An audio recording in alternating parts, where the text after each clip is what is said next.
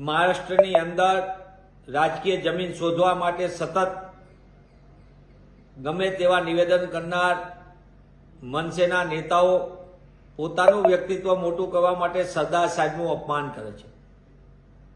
ગુજરાતીઓની વાત કરનારા લોકોએ સમજવું જોઈએ કે ગુજરાતી તો જ્યાં જાય ત્યાં વસુધમ કુટુંબકમની ભાવના સાથે જીવનારું છે। જે પ્રાંતમાં જાય એની આર્થિક તાકાત વધારે, વિશ્વમાં કોઈ પણ ખૂણે જાય તે દેશની વિકાસમાં એમનો ફાળો આપે। ત્યારે માત્ર ને માત્ર ગુજરાતી પ્રત્યે વૈમનસ્ય રાખવું એ કોઈ પણ સંજોગોમાં વ્યાજબી નથી।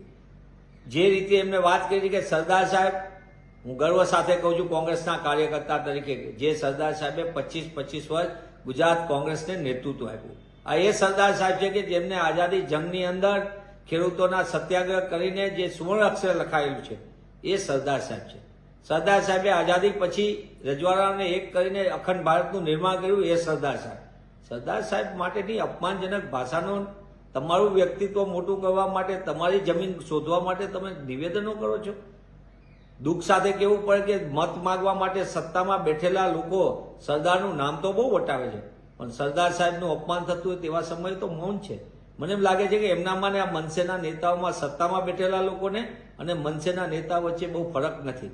માટે એટલા માટે કહું છું કે તમે ગમે તેના વિશે વાત કરો, પણ સરદાર સાહેબનું અપમાન કરવાનું કોઈ પણ સંજોગોમાં ચાલે નહીં। અને જ્યાં લગી ગુજરાત અને ગુજરાતીઓનું છે તો ગુજરાત અને ગુજરાતીઓ ક્યારેય જાતિ, પ્રાંત કે ભાષા કે એવી કોઈ પણ પ્રકારની વિખવાદની રાજનીતિમાં ક્યાંય માનતું પણ નથી। અને કોંગ્રેસ પક્ષ આવા કોઈ પણ પ્રકારના નિવેદન જે સંવિધાનની વિરુદ્ધ છે તેને કોઈ પણ સંજોગોમાં માન્ય રાખતું નથી।